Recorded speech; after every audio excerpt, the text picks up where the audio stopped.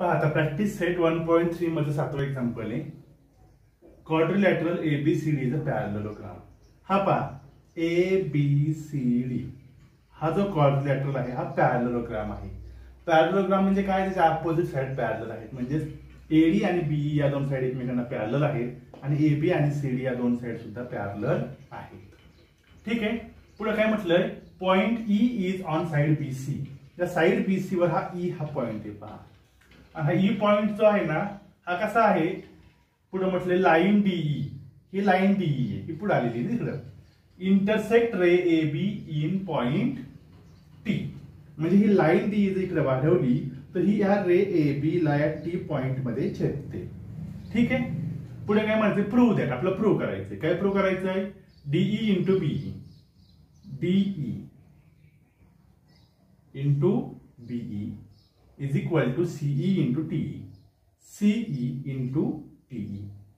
मग आता पहा बरं, DE BE CT इथे आपल्याला काय लक्षात येते, तुम्ही लक्षात का, DE आणि CE या दोन्ही या ट्रायंगलच्या बाजू आहेत आणि BE आणि TE ह्या या ट्रायंगलच्या बाजू आहेत. याचा अर्थ आपल्याला काय करायचंय, तर हे दोन ट्रायंगल जे आहेत ना, हे दोन ट्रायंगल्स आपल्याला सिमिलर दाखवायचे. सिमिलर दाखवले साइड करस्पॉन्डिंग मध्ये येतील. क्रॉस मल्टिप्लिकेशन केलं की आपोआपच आपलं उत्तर येणार आहे पहा. ठीक आहे. मग आता हे दोन ट्रायंगल आपण सिमिलर कसे दाखवू शकतो, सिमिलर दाखवायचेत ना, मग त्यांचं काहीतरी कॉन्ग्रुएंट पाहिजे आपल्याला. अँगल्स इथं साईडचं तर काय प्रपोर्शन आपल्याला माहिती आहे. अँगल्स पहा बरं, मला वाटतं हा अँगल आणि हा अँगल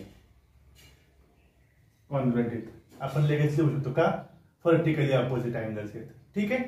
आता दुसरी अँगलची जोडी आपण कशी मिळवायची, तर दुसरी जोडी मिळवण्यासाठी जर आपण ही लाईन आणि ही लाईन या दोन लाईन जर पॅरलल समजलो आणि जर त्यांची ट्रान्सव्हर्सल घेतली तर आपोआपच हा अँगल आणि हा अँगल कसा झाला रे, व्हर्टिकली अपोजिट अँगल झाला. आणि व्हर्टिकली अपोजिट अँगल्स हे कॉन्ग्रुएंट असतात. म्हणजे नाही, व्हर्टिकली अपोजिट नाही, कसले अँगल झाले, अल्टरनेट अँगल झाले. अल्टरनेट अँगल्स कॉन्ग्रुएंट असतात. कसे अल्टरनेट काय का, ही लाईन आणि ही लाईन पॅरलल लाईन आहेत, ही त्यांची ट्रान्सव्हर्सल आहे. म्हणजे हे दोन अल्टरनेट अँगल्स आहेत आणि अल्टरनेट अँगल कॉन्ग्रुएंट असतात. किंवा हे पण घेऊ शकलो असतो आपण, हा अँगल आणि हा अँगल पहा. हे अँगल सुद्धा कसे, ही साइड पॅरलल, ही त्यांची ट्रान्सव्हर्सल, आपोआपच हे दोन व्हर्टिकली म्हणतोय मी, अल्टरनेट अँगल आले आणि हे सुद्धा आपण कॉन्ग्रुएंट म्हणू शकतो. म्हणजे हे दोन अँगल आपण कॉन्ग्रुएंट दाखवू शकतो किंवा हे दोन कॉन्ग्रुएंट दाखवू शकतो. कोणते दाखवू चालते ना, एक तर सोपंच आहे. दुसरी जोडी इथल्या इथं मला वाटतं सोपी वाटते, त्याच्यामुळे मी इथल्या इथं जोडी घेतो. मग इथल्या इथं जोडी घ्यायची असेल तर आपल्याला पॅरलल लाईन्स कोणत्या आहेत पहा, AT आणि BC. म्हणजे AB आणि CD या दोन पॅरलल लाईन्स आपल्याला माहिती आहेत का, तर sides of parallel, opposite sides of parallelogram. म्हणून पहिल्यांदा मी ते लिहितो पहा, AB पॅरलल CD. कारण काय, अपोजिट साइड्स ऑफ पॅरलेलोग्राम.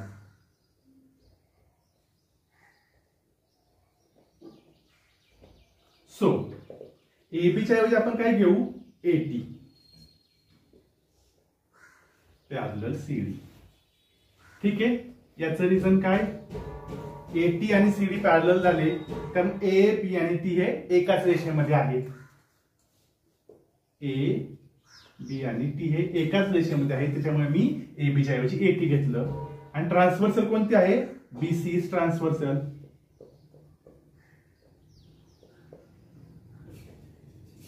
मग जर BC ट्रान्सव्हर्सल असेल तर हे दोन अँगल्स हे काय झाले आपले आपोआपच अल्टरनेट अँगल्स झाले आणि अल्टरनेट अँगल्स कॉन्ग्रुएंट असतात. मग अल्टरनेट अँगल्स कोणते, ह्या अँगलचं नाव काय इथल्या, TBE असं आपण घेऊ शकतो. बरोबर आहे. किंवा EBT घेऊ, कसं पण त्याने काही फरक पडत नाही. समजा अँगल EBT आपण म्हणूनच खाली घेऊ समजा. So angle EBT congruent angle, हा अँगल याचं नाव काय आता आपण म्हणू शकतो मग, तर ECD. हे कसले अँगल्स आहेत, अल्टरनेट अँगल्स. Alternate angles. मग आपण याला 1 नंबर म्हणू. त्याला आपण 1 नंबर म्हणू.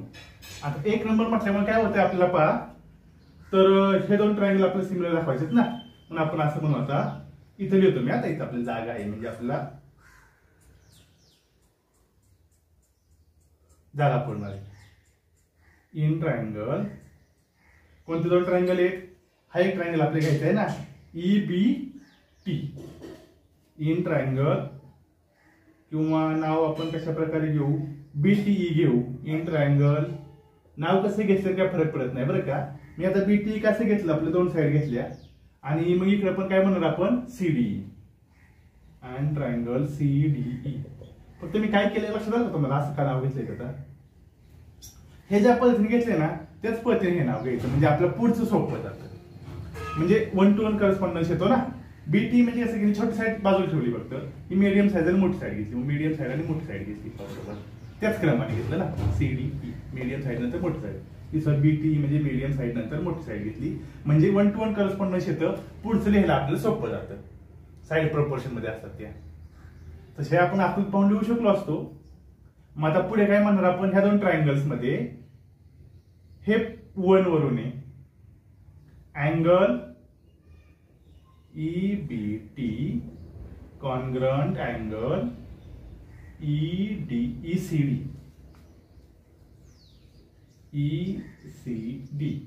हे कशावरून, फ्रॉम 1.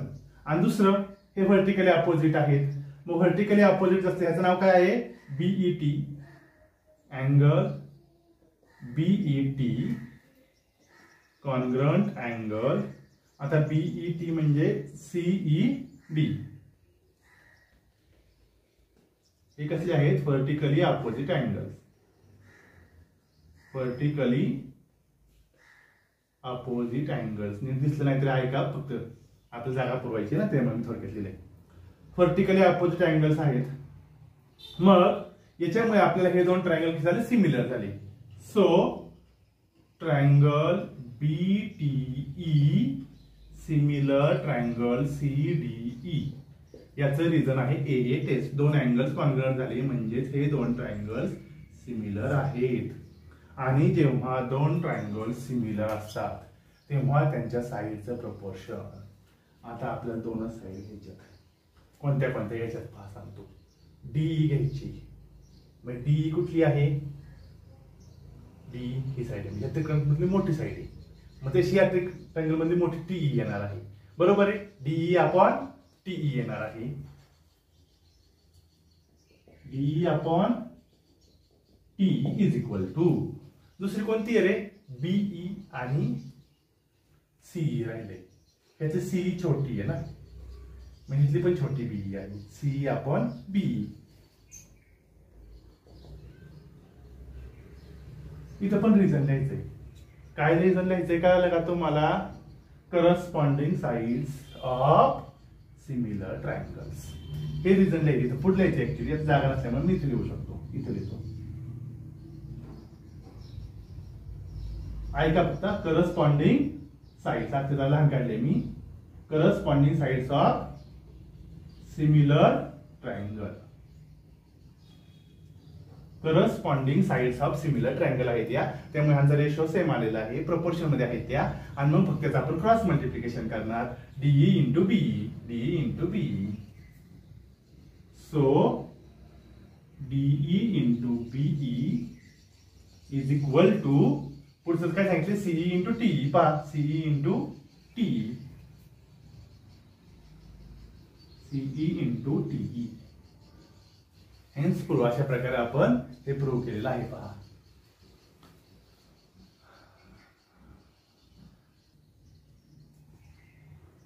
आता पहा 8 नंबरचं एक्झाम्पल अतिशय सोपं आहे. पहा, तुमच्या पण लगेच लक्षात येणार आहे. काय एक्झाम्पल आहे, in the figure A segment AC and segment BD intersect each other in point P. पहा, segment AC and segment BD intersect each other, एकमेकांना इंटरसेक्ट करतात इन पॉइंट P या पॉइंट मध्ये एकमेकांना इंटरसेक्ट करतात, एकमेकांना छेदतात. ठीक आहे. पुढे काय म्हटलेलं आहे, AP upon CP, AP upon CP is equal to BP upon DP. ही बाजू छेद ही बाजू ही छेद ही, म्हणजे या दोन साइडचं प्रपोर्शन दिलेलं त्या प्रपोर्शन मध्ये आहे. Prove that triangle ABP similar triangle CPD. हे दोन ट्रायंगल आपल्याला सिमिलर दाखवायचे. किती सोपं आहे पहा बरं. ही साइड ही साइड ही साइड ही साइड रेशो सेम दिलेला आहे आणि हे दोन अँगल व्हर्टिकली अपोजिट अँगल्स आहेत. Side angle side side angle side SAS टेस्टने हे दोनही ट्रायंगल सिमिलर होतील. एवढं साधं सोपं गणित आहे. आपण तुम्ही न पाहता सुद्धा सोडू शकता. पहा आता मी सोडून दाखवतोय. तुम्ही व्हिडिओ पॉज करून सोडवा आणि नंतर मी चेक करा. पहा काय येते. सुरुवातीला लिहायचं बरं काय काय लिहायचं. इन ट्रायंगल ABP दिल्लीच नाव द्यायची अँड ट्रायंगल CPD. या दोन ट्रायंगल मध्ये काय दिलेले आपल्याला. AP upon CP is equal to BP upon DP हे दिलेलं आहे. म्हणजे हे गिव्हन आहे. याच्यानंतर हे अँगल म्हणजे कोणते अँगल आहेत. पहिल्यांदा angle APB congruent angle DPC. Angle APB congruent angle DPC vertically opposite angles.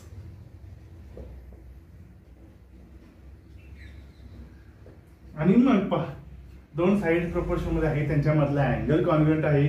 म्हणजेच काय आहे तर triangle ABP similar triangle CPD. Reason काय आहे आपलं तर SAS टेस्ट. एवढं सोपं एक्झाम्पल होतं.